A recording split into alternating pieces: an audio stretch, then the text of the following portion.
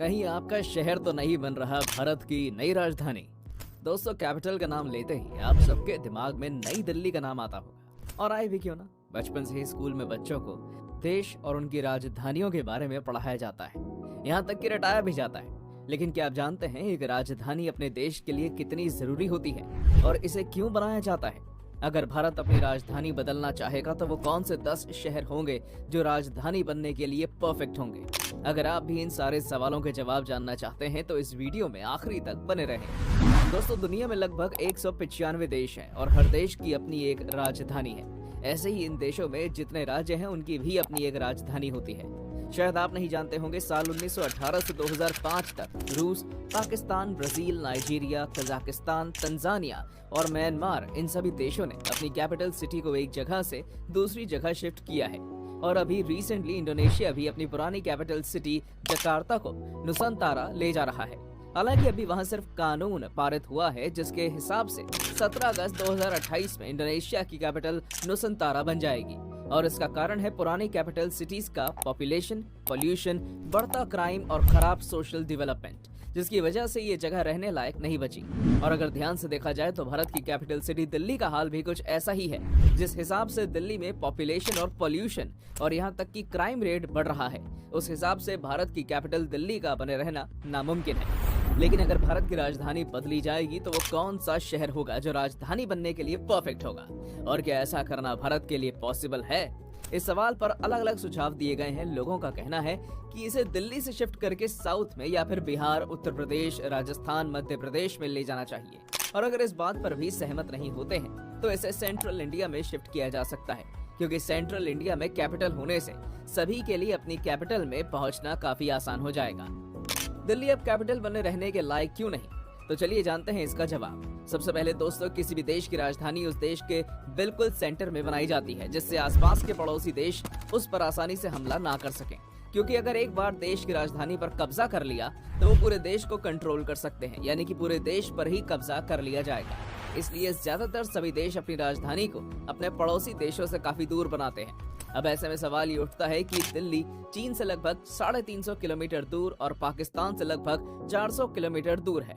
ध्यान से देखा जाए तो ये दोनों के ही काफी नजदीक है, जिस वजह से इस पर हमला करना काफी आसान हो जाता है। दूसरा सबसे बड़ा कारण है दिल्ली की पॉपुलेशन, जो कि भारत की मोस्ट पॉपुलेटेड सिटी है और दुनिया में पॉपुलेशन के मामले में टोक्यो के बाद दूसरे नंबर पर आती है। अब दिल्ली भारत की राजधानी है तो यहाँ पर लोगों को रोजगार के मौके भी ज्यादा मिलते हैं, जिस वजह से दिल्ली में रोजाना करीबन 1000 लोग ट्रैवल करते हैं, जिनमें से कुछ लोग यहाँ परमानेंटली सेटल होने के लिए आते हैं। अब जाहिर सी बात है, जैसे जैसे पॉपुलेशन बढ़ेगी वैसे वैसे ही व्हीकल्स का नंबर भी बढ़ेगा, जिस वजह से दिल्ली में घंटों घंटों तक लंबा जाम लगा रहता है। ये तो थी पॉपुलेशन की बात, लेकिन दिल्ली का पॉल्यूशन रेट भी सबसे ज्यादा है। भारत की नंबर 1 पॉल्यूटेड सिटी दिल्ली ही है। और आपको जानकर हैरानी होगी कि नॉइज पोल्यूशन में दिल्ली दुनिया की सबसे ज्यादा पॉल्यूटेड सिटी है। पोल्यूशन की वजह से सर्दियों में दिल्ली का जो हाल होता है उसे तो सभी जानते हैं। इतनी पॉल्यूटेड सिटी और कैपिटल होने की वजह से दिल्ली को विदेशों में गैस चेंबर कहकर भी बुलाया जाता है। और ये तो आप सभी लोग जानते हैं कि जितने ज्यादा लोग उतना ही ज्यादा वेस्ट, यानी कि कूड़ा कबाड़ इकट्ठा होगा, जिस वजह से दिल्ली में जगह जगह कूड़े के पहाड़ भी बन गए हैं, जिससे ना तो दिल्ली की हवा साफ है और ना ही पानी। तीसरा कारण है क्राइम। दोस्तों, दिल्ली को नेशनल कैपिटल तो कहा ही जाता है, लेकिन उसके साथ ही क्राइम कैपिटल भी कहा जाता है। और इसका सबसे बड़ा कारण ये है कि क्राइम के मामले में दिल्ली हर चार्ट में नंबर 1 पर है। अब क्राइम है तो जाहिर सी बात है कि वो इंडिया की मोस्ट डेंजरस सिटी भी बन गई है। साल 2020 के नेशनल क्राइम रिकॉर्ड्स के मुताबिक 41% क्राइम अकेले दिल्ली में ही कमिट हुए थे, यानी कि देश के हर 5 में से 2 क्राइम दिल्ली में ही होते हैं। देखा जाए तो दिल्ली आज किडनैपर्स का अड्डा बन गया है, क्योंकि भारत में सबसे ज्यादा किडनैपिंग दिल्ली में ही होती है। और इन सब के अलावा क्राइम अगेंस्ट वुमेन में भी दिल्ली सबसे आगे है। लेकिन ऐसा क्यों? इसका सबसे बड़ा कारण है बढ़ती पॉपुलेशन और पुलिस कर्मियों की कमी। होम मिनिस्ट्री के डेटा के मुताबिक दिल्ली में 83,762 पुलिस कर्मी हैं, लेकिन नेशनल कैपिटल होने की वजह से यहाँ पर वीआईपी लोग बहुत ज्यादा रहते हैं, जिस वजह से यहाँ 25% पुलिस लगभग 20,940 वीआईपी लोगों को प्रोटेक्शन देती है। बाकी बचे हुए पुलिसकर्मी पूरी दिल्ली को प्रोटेक्ट करते हैं। ऐसे में अगर देखा जाए तो 300 लोगों पर सिर्फ एक पुलिसकर्मी होने की वजह से दिल्ली में क्राइम को कंट्रोल करना काफी मुश्किल हो जाता है। इन सारे कारणों को जानने के बाद अब सवाल ये उठता है कि दिल्ली का राजधानी बने रहना कहाँ तक ठीक है, और अगर दिल्ली की जगह दूसरी राजधानी बनाई जाए तो वो कौन से 10 शहर हो सकते हैं जो एक राजधानी के रूप में सफल रहेंगे। तो चलिए जानते हैं दोस्तों। अगर साउथ इंडिया में देखा जाए तो बेंगलोर कर्नाटका। भारत की सिलिकॉन वैली के नाम से मशहूर बेंगलोर भारत के तेज शहरी परिवर्तन में सबसे आगे रहा है, जिससे ये देश के सबसे तेजी से बढ़ते शहरों में से एक बन गया है। लेकिन यहाँ भी सबसे बड़ी समस्या ट्रैफिक है। नंबर 2, चेन्नई तमिलनाडु। पहले मद्रास के नाम से जाना जाने वाला चेन्नई अपने वेल प्लान्ड नेबरहुड्स, चौड़ी सड़कों और सांस्कृतिक स्थलों के लिए प्रसिद्ध है। यहाँ कैपिटल शिफ्ट करने का सबसे बड़ा बेनिफिट ये होगा कि इससे चीन और पाकिस्तान के बीच की दूरी काफी ज्यादा बढ़ जाएगी। साथ ही यहाँ पर कोस्टल बॉर्डर्स भी मौजूद होंगे। ब्रिटिश कॉलोनियल प्लान से प्रभावित इस शहर के लेआउट में मरीना बीच, अन्ना नगर और हिस्टोरिक फोर्ट सेंट जॉर्ज जैसे मेजर लैंडमार्क्स शामिल हैं। जबकि शहर के मजबूत आईटी और सॉफ्टवेयर सर्विस एरियाज ने इसकी आर्थिक ताकत को और बढ़ाया है। नंबर 3, विशाखापट्टनम आंध्र प्रदेश।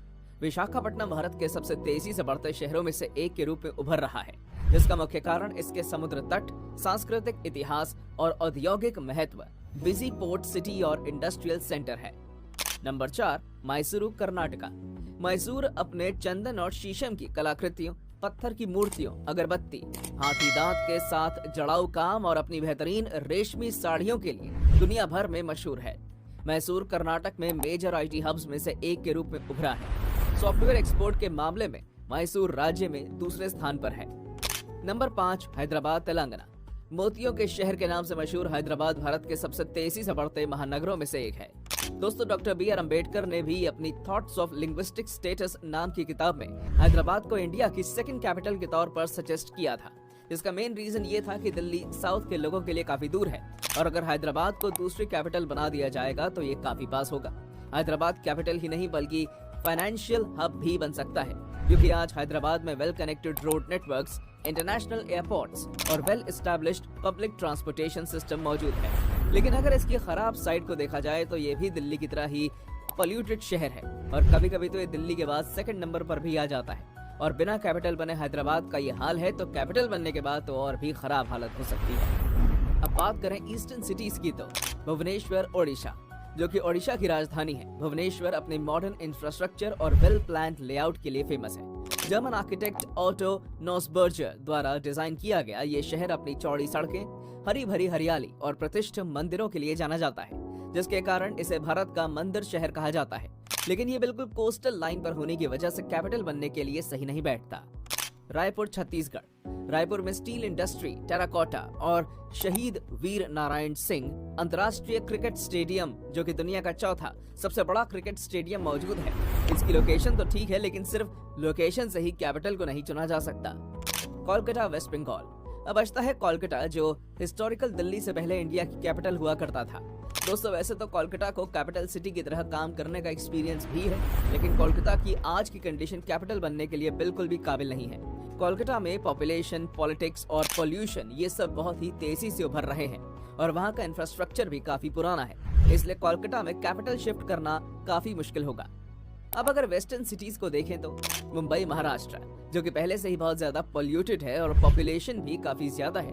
अब इसको कैपिटल बना देना यानी कि इसको और ज्यादा बर्डन देना, और पाकिस्तान के कराची शहर से भी मुंबई ज्यादा दूर नहीं है, जिस वजह से यहाँ पर हमला करना काफी आसान हो जाएगा। इसका सबसे बड़ा उदाहरण साल 2008 में हुआ मुंबई अटैक है।